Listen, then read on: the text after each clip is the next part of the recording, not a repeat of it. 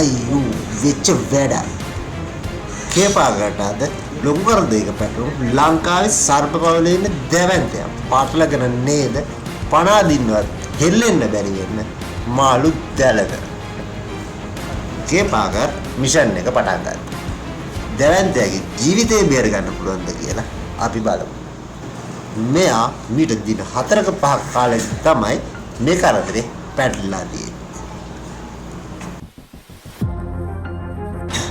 මෙයා මුල්ගොවිපලක ආරක්ෂාවට අදලා තිබුණු දැලක පැටලිලා අවසන් පණ ටික අදින්මින් තමයි ඉන්නේ.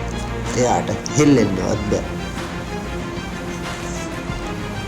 දැවැන්තයා මාළු දැලේ පැටලිලා ඉන්න දින 2කට කලින් දැක තිබුණා. මෙයාව බේරගන්න කවුරුවත් උත්සාහ කරලා නැහැ. එයාලා හිතලා තියෙන්නේ එයා මැරිලා කියලා.